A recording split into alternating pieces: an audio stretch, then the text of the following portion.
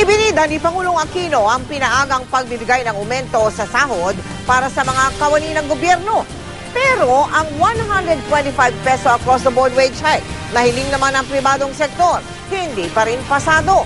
Ang buwelta ng isang grupo, mali naman daw kasi ang mga numero na ginawang basihan ng pagtutol ng Pangulo. Nakatutok si Lia Manyalak del Castillo. Imbes na sa Hulyo, sa Hunyo na raw ipapamahagi ang ika-4 na bahagi ng Salary Standardization Law. Nagsimulang ipatupad ang batas na ito noong taong 2009. Aabot sa 2.7 billion pesos ang pondong inilaan ng gobyerno para tustusan ito. Ito na ang huling bahagi ng dagdag sahod sa mga government worker na layong kahit paano ay makahabol ang sweldo nila sa sweldo ng mga nasa pribadong sektor. Hunyo po, patatanggap na ang 4th tranche ng Salary Standardization Law 3. Saktong-sakto po ito dahil magpapasok ka na. Ayon sa Budget Department, 713 pesos hanggang 12,530 pesos ang itataas sa buwan ng sweldo, depende sa grade level ng isang government worker kapag napatupad na ang 4th tranche sa June. Sabi ng Pangulo, hindi siya kasali, pati na ang Vice Presidente at Gabinete sa makakatanggap ng advance release ng aumento. Pero kung ang mga nagtatrabaho sa gobyerno nakascore ngayong Labor Day, ang mga manggagawa sa pribadong sektor, bad news ang inabutan. Hindi kasi pasado kay Pangulong Aquino ang mungkahing 125 pesos across the board wage increase na matagal nang isinisigaw ng mga manggagawa sa private sector. Magtapatang lang po tayo.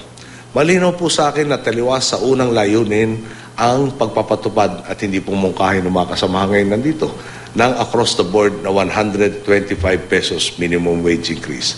Yung mga may dala po ng calculator, baka pwede nyo ako subukan i-analisa ang mungkahin to.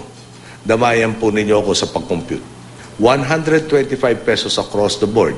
I-multiply natin ng 22 araw sa isang buwan na nagtatrabaho isang tao. I-multiply natin ulit ng 13 buwan. Tapos i-multiply po natin sa 40 milyon na magagawang Pilipino. Ang lalabas pong figure dito ay 1.43 trillion pesos. Dagdag pa ng Pangulo, kung pagbibigyan ng 125 pesos across the board wage hike, mas maraming mawawala ng trabaho dahil mapipilitang magtipid ang mga employer. Kung tutuusin din daw, mataas kumpara sa ibang bansa sa Asia ang minimum wage sa Pilipinas. Pero ang grupong bayan, sinabihan ang Pangulo na i-double check ang kanyang komputasyon. Hindi naman daw kasi 40 million ang wage earners sa pribadong sektor sa bansa, kundi nasa 15.6 million lamang. Kaya ang pagtutol ng Pangulo sa 125 peso wage increase, nakabase raw sa maling komputasyon. Ito rin nga ang nakasaad sa pinakabagong datos mula sa census. Kung pagbabasehan ito, nasa 500 billion pesos lamang ang pinag-uusapang pondo na kakailanganin para sa panukalang 125 pesos across the board wage increase. Malayong malayo sa 1.43 trillion pesos sa komputasyon ng Pangulo. Tuloy ang mga labor group na dumalo sa dialogo sa Malacanang, hindi rin napigilang harapang sabihin sa Pangulo ang kanilang pagkadismaya, lalo na sa hindi raw niya pagtugon sa kanilang mga pangangailangan. Kami pong manggagawa ay nababahala sa laganap na kontraktualisasyon ng paggawa. Kailangan po ng pump-priming sa infrastruktura upang maglikha ng trabaho.